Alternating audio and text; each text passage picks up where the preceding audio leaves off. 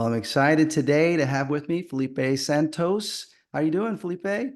Hey, doing well, Eric. So good to see you, man. It's good to see you. It's been a while. We had barbecue here in Austin a few years back. I'm trying to Yeah. remember when I first met you. It may have been when I spoke at your church years ago. You're in San Jose. You're the new senior pastor.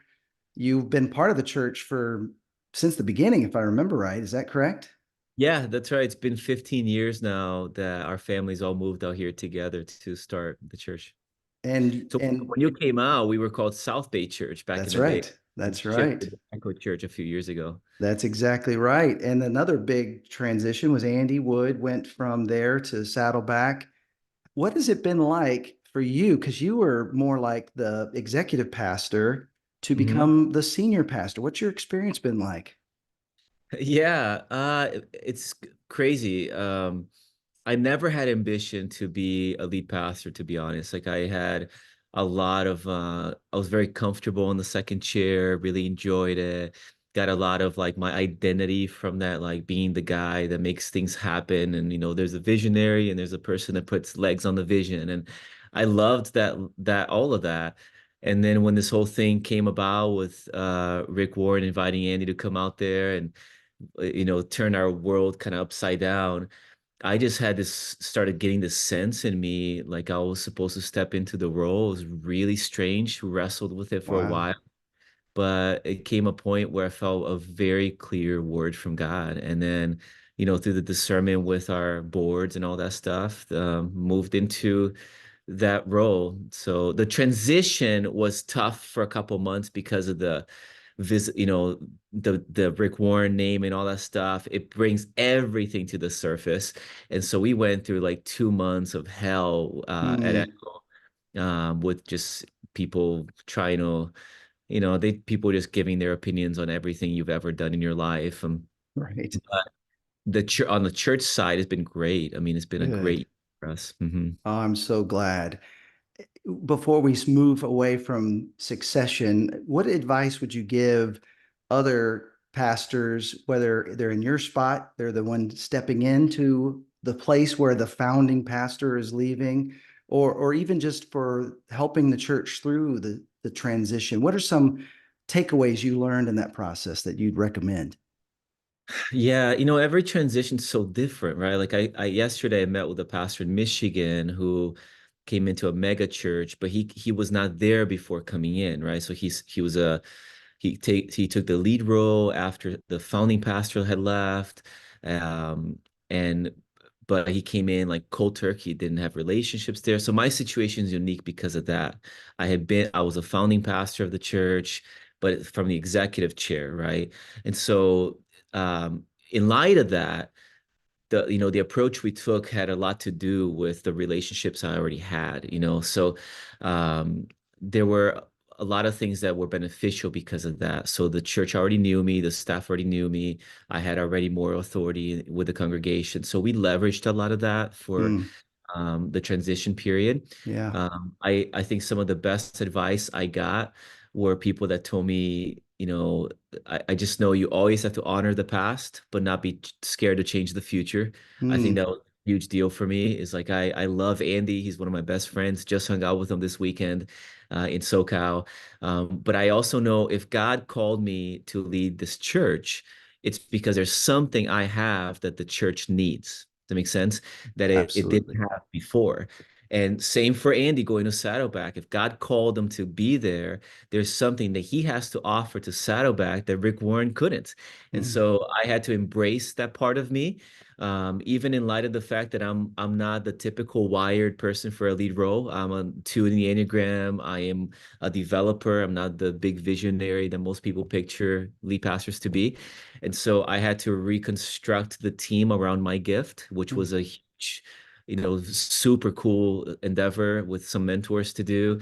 And know that the team needs to be, complement my gift, not his gift. And so all of that was really fun and challenging, but liberating also to experience, to know, man, God placed me here. There's something I have that this community needs to move into the future, and just embracing that was been one of the greatest gifts in the mm. journey.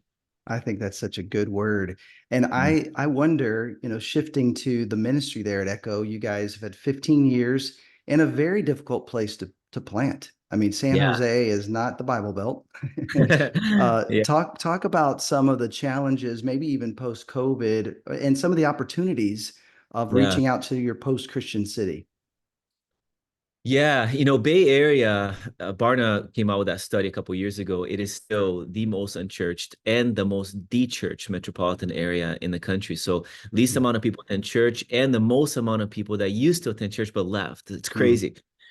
So the challenges are pretty big. I remember when I moved here, going to meet our neighbors, and one of the neighbors, we did a cookout in a community courtyard, and one of the neighbors came up to me and Asian background, and she said to me, "What do you do?" And I said, I'm a pastor." She says, "What is a pastor?" And like, I'm not in the Bible Belt anymore. No. So the reality, going to Bank of America, opening a bank account for the church, and them saying, "Oh, I've never done a bank account for a church. Let me go ask my manager." And I'm like, Wow. "What is this?"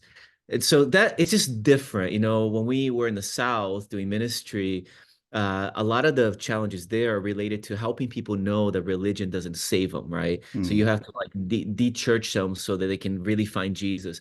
Over here, the starting point is more zero. They just don't have a paradigm. They don't know much about Jesus, or they know, but through their other religious background as Muslims or Hindus or Buddhists, which is a very distorted Jesus.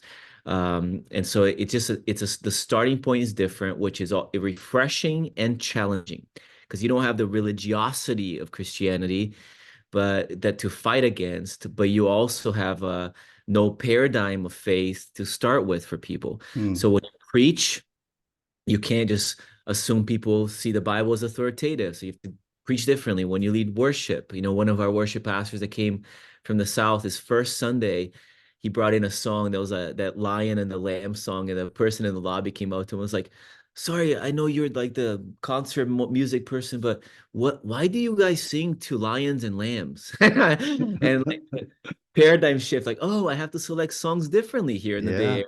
Yeah. But it's stuff like that. It just changes, but it is refreshing, and God moves, mighty ways still in places like this. That's right. I'd love to hear some of those stories of ways that God is moving. What are some ways you've seen some of those neighbors coming to faith? Yeah, one of the freshest stories for me. Um, I got a Lyft ride from somebody recently who in like a 30-minute airport ride from the airport to my house, I could tell this guy was like, he picked me up with a truck that was dirty. It was really strange on Lyft. I'm like, this is not, and then he's like, "Hey, I just gotta be honest with you. I've been sleeping in my truck." And I'm Oh like, my "I can tell, goodness.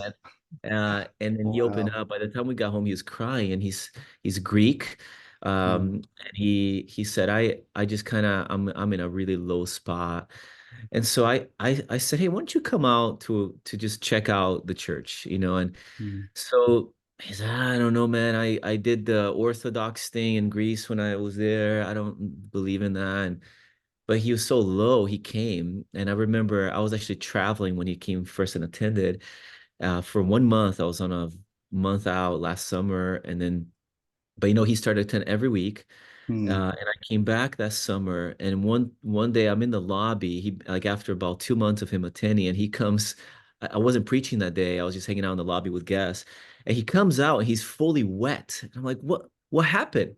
He said, "Felipe, I was in the service today, and they did it was baptism Sunday, and you were talking about Jesus. I'm like, I need Jesus, and I decided to get baptized spontaneously." He went fully clothed in the pool, That's great. got baptized, gave his life to Jesus, and he's been in my small group now. He's still super rough around the edges, obviously, and Yeah. he came out to my Alpha group this week, or last week. He came out to Alpha. He goes, "Felipe, I hope you don't mind, man. I was a little nervous about I mean, this whole thing is so new to me, so I smoked some weed before a group today." I was like, "At least you're here, buddy. I hope you That's focus." right. But it's just That's different. people. I mean, people are so open, honest. They don't Yeah, know what they should or shouldn't say to a pastor exactly. or Yeah. what they should or shouldn't do before group. Yeah. Yeah. Well, and I'd love to hear too at Echo, how have you guys organized discipleship? How do you help someone? It sounds like Alpha is a part of kind of building that foundation, helping people Yeah. answer some questions. But what are some of the other ways you've seen discipleship work well? Yeah, Alpha's been huge for us, partly because, we learned a lot from the UK here in the Bay because the UK is ahead of us in being unchurched and de-churched. In fact, they're kind of pre-Christian now, not just Yeah, post-Christian. yeah. We feel the same here in the Bay. Hard to learn in some ways from the church in America around the country because no other area is like the Bay in a way, very multicultural, very unchurched, so we've been learning a lot from London, and the Alpha is like revolutionizing Mm, all of England. So a lot of what we've been doing is in light of what we've been learning there.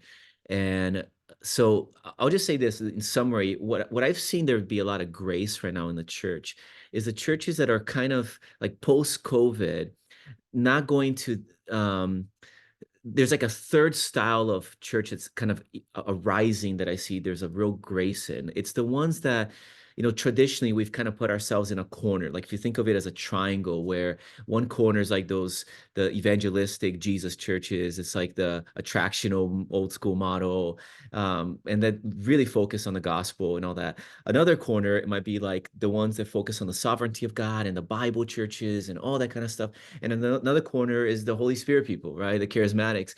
And we know we always tend to like put ourselves in one of these corners of like sovereignty and Bible or spirit and charisma or like Jesus and gospel and evangelism.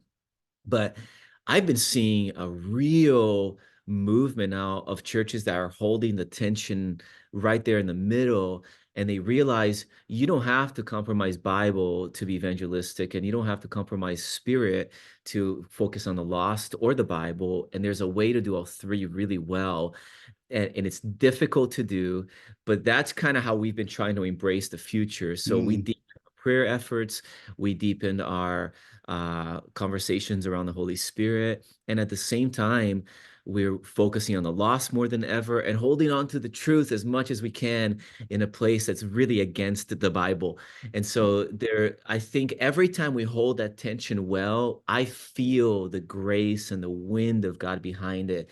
And I've seen how more and more churches say the same thing around the world, actually, from Brazil, where I'm from, to here, to, the UK. So a lot of the discipleship future to me is is connected to that mindset of embracing the corners in a way that mm. holds the proper tension of what the church ought to look like moving forward. So spiritual formation now, I think, is really holding the three tensions in one is what's going to look like the most. I think that's Hope that makes sense. so, yeah, so well said. I'd love to hear a little bit more about how you're leaning into prayer, Yeah. renewal. Like, Yeah. talk a little bit about some of the things that you've seen God doing that's new among you. Yeah. Okay, I'll start with this. We've always tried to hold the tension of spirit and strategy at Echo. And our story some, like we're very strategic thinkers and always been really into that, still are. But I had a really convicting moment about a year and a half ago in my front porch here in my house where we use this phrase all the time at Echo, like pray like it depends on God, work like it depends on you. A lot of people use that phrase. Right. And it's okay, it's a good phrase. I know the heart behind it is good, but I felt the spirit really convict me one day. I was like trying to evaluate the future and I'm praying through it. And I felt, I'm careful to say when I hear God speak to me, but there are moments I feel it very clear. And I Yeah. felt the Spirit say to me, I want you to stop saying that phrase.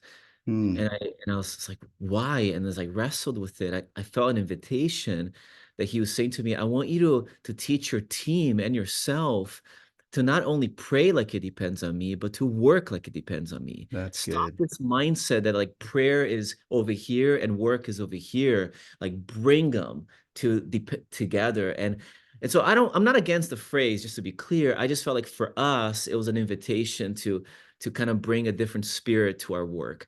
And so we've always been about prayer, but I felt like the Lord invited me to take a risk. And so we Mm, did it last year. And the risk was more like this. Would you believe that if you take people deeper into my presence, like when Jesus said, abide in me and I will abide in you, and you will bear much fruit, would you believe that there's just as much fruit or more with you taking people deeper in my presence than you just thinking more strategically? Wow. And would you believe that if you focus on formation and prayer, that there will be fruit with the lost on the other side of that, Mm. not just when you do all the strategic stuff you do. And I'm not against strategy, but we decided to lean in last year. So we hired a prayer director, a formation director, put it on our staff. We started to like shift all of our meetings to do differently around the table, have more prayer, emphasis on Sundays. We create an environment once a month for all of our leaders to come together every first Wednesday just to learn of the Holy Spirit, to pray, to work the prayer muscle. We introduce spiritual practices to our church every single month and in every single series. So we put a lot of energy into that. And I was scared because I thought, what if we become like inwardly focused and lose our reach to the lost? And so I was scared, but I felt like the Lord very clearly asked us to step into it. And it was super fruitful, Eric. We had Oh, record wow. number of baptisms last year in our whole history. Uh, Almost 1,000 people gave their lives to Jesus last year. Wow. Grew by 500 people. It was, to me, it was like God affirming, like I told you, there's fruit on the other side. Here it is. And so I don't know if it'll Yeah. always be like that, but we took it. And we're like, I'm glad that God blesses that effort. Wow, that is so encouraging. Well, it's echo.church is the website. Felipe, we're so grateful for the time with you. Thank you for what you're doing. Keep up the great work. Thank you so much, Eric. Appreciate it.